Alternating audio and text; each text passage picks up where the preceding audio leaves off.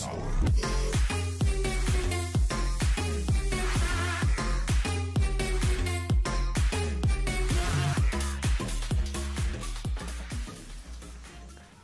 everybody, Ray here. Once again, I'm in Hong Kong, but on such a foggy day. Anyway, I took like hundreds of thousands of photos with the Huawei P9 Plus. Yeah, with 2 cameras and 2 speakers. So this is my full review. The design, yeah, you may say is an aluminum chassis again, with a very Huawei-ish design language again. But look at that camera module / antenna design, really stylish, unique, differentiated, on a good way. I'd say it's the best design for a dual camera setup on a smartphone. Brilliant. So if you still think Huawei is just an ordinary Chinese manufacturer that will not produce a promising flagship device, then you're completely wrong. This time around, they nailed it. The build quality is amazing, the best from Huawei of course, but this time around even the best on the whole market. The phone itself is just 7mm thin, and there's a thin layer coating on top of the metal chassis. Theoretically it adds a little bit more protection to your metal, and it keeps like it's new for a longer period of time. It does change the texture of the metal by a little bit, but I'll say it's good to go. So let's take a closer look to its really thin profile, just 7mm thin. And also the buttons are well positioned with respectable feedbacks. I'm really glad to say Huawei is paying more and more efforts on those small but essential details. Like the IR blaster, if you've used that before, you can use it here. We can also find a USB Type-C port on the bottom edge of the device, as well as one of the 2 speakers, just like the HTC 10.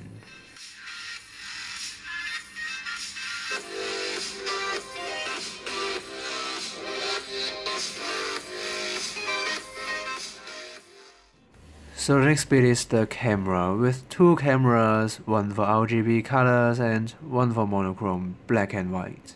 The lens may not be exactly produced by Leica in Germany, but it does influence by Leica. So those filters, colors, black and white, the whole feel and atmosphere, perfect.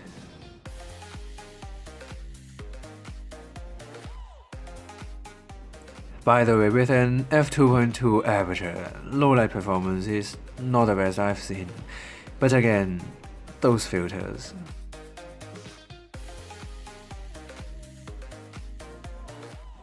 It simply turns some garbage to at least a photo, and I'm really impressed by this particular shot.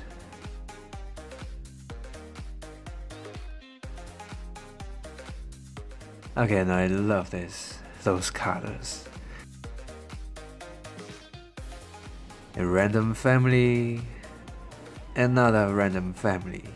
So for just black and white, astonishing, outstanding, very promising indeed. But again, low light performance is not the best I've seen.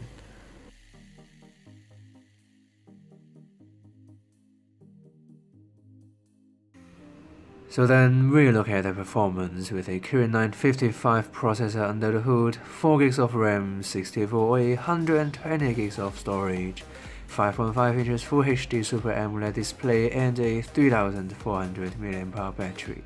If you look at just the CPU, it's actually compatible with the Snapdragon 820 and the Exynos 8890, but combined with the GPU, it's not the best. But it would be perfect for just normal day-to-day media consumption. Again, we have our custom speed test.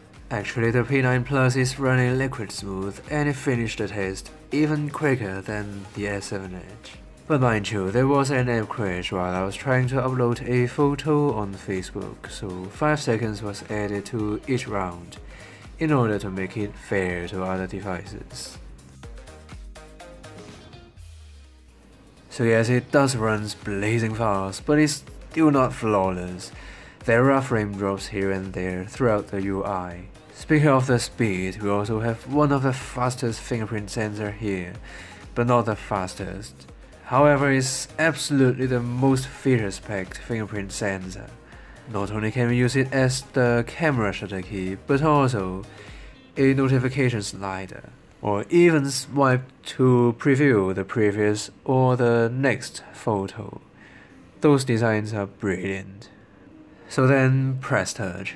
It's not just another version of the 3D Touch. Of course, it does give that functionality, but also we can set a shortcut directly. For example, we can long press touch to enter monochrome camera instead. So just press the icon with some force.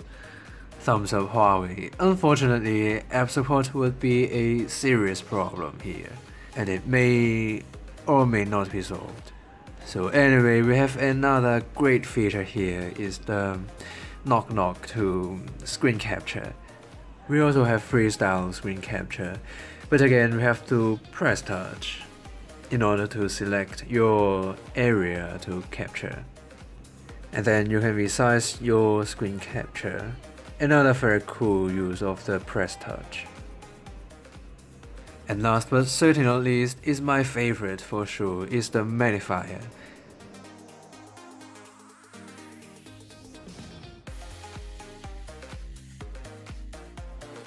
So then we move away from the press touch, but we have multi-window here. Still, app support is not as good as Samsung's offer. But we do get some switchable display modes here, so it depends on whether you use a tablet mode or large font size mode. Last, so this time is really the last one-handed operation. So as you guys can see here, the Huawei P9 Plus is really features packed. The only drawback is the user interface. It simply doesn't match the metallic piece of technology. So excellent camera, great speakers, features packed, also a fantastic display. Thanks to the Super AMOLED technology, black is completely black here and colors are really vibrant. Also it's pressure sensitive, but 1080p. Again, pentile. So if you take a really close look at the pixels, you can tell the difference between 1080p and Quad HD.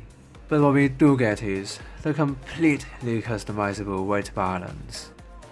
So everything's good here. How about the 3400 mAh battery?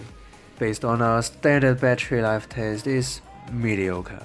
So it's not the best, but similar to the LG G5, and it does support quick charging. So the Huawei P9 Plus is a really well-built device with a good-looking camera module that takes really great pictures. Top-notch performance, but minor frame drops here and there. Also don't forget the pressure-sensitive display and those features that takes ages to explain. Also the HTC-style dual speakers. So to be honest, it's the first time I think I can use a Huawei device as my daily driver. With top-notch build quality, performance, everything.